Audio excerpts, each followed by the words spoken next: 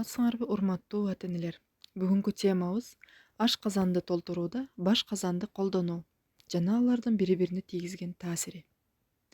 Албетте, биз эмне жесек, ал биздин ой жүгүртүүбүзгө, денебизге, бардык нерсебизге таасирин тийгизет. Ошондой эле окумуштуулар изилдөөлөрүндө адамдардын арасында көңүлү көтөрүңкү, позитивдүү, энергиялуу адамдардын эмне бириктирет деп изилдешкенде, аларды толук кандуу бардык жагын карап чыкканда, алардын тамак жеген рациону окшош келип чыккан. Аларды бириктирген алардын туура тамактануусу экен.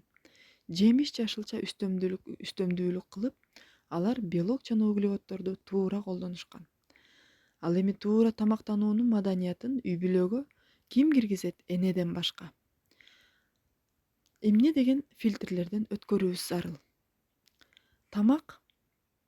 Тамактанууда эненин канчалык баш казаны толук илимге, билимге толук болсо, ал ошончолук ашказанга бара турган тамакты чыпкалайт же болбосо фильтрлейт деп айтсак болот. Бул нерсе пайдалуубу? Пайдалуу эмеспи? Бул нерсе зыян кылып койбойбу? Бул нерсе менин балама болобу? Бул нерсе бизге жеңил сиңимдүү болобу? Же бул нерсе оор болуп калабы? Ошол себептен сиз туура тамактануу маданиятын балдарыңызга эмне жегенди, эмнеден баш тартууну үйрөтөсүз өз үлгүңүз менен. Тамактын биринчи ирет адал болуусу керек. Өзгөчө эт адал болуусу зарыл. Анткени эт туура союлган малдын каны алынып салат, каны чыгарылат дагы, бардык негатив ушул кан менен кетет. Кийинкиси адал болуусу деген бир гана этке байланыштуу эмес, ошондой эле адал жол менен табылган азык-түлүк болуусу зарыл. Адал акчага келген тамак аш болуш керек. Экинчиси таза болуусу зарыл. Тамак аш өтө таза болуусу зарыл. Организмге пайдалуу болуусу керек. Клетчатка, белок, углевод, витамин, минерал, пайдалуу майлар, ооба, майлар дагы пайдалуу. Сакталуу мөөнөтү, эмнеден жасалган курамын окуңуздар. Кандай жол менен даярдалган? Ашыкча жегенден сактануу.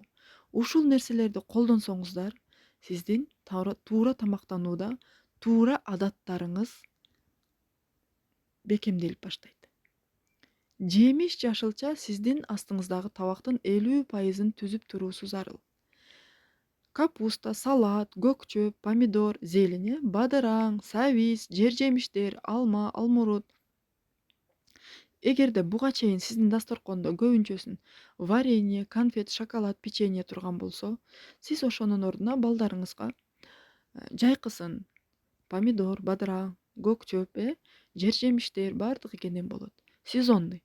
Ал эми кышкысын жок убакта, мисалы үчүн сабизден, капустадан туурап коюп койсоңуздар болот. Салат кылып берсеңиз, андан сонун. Сарымсакты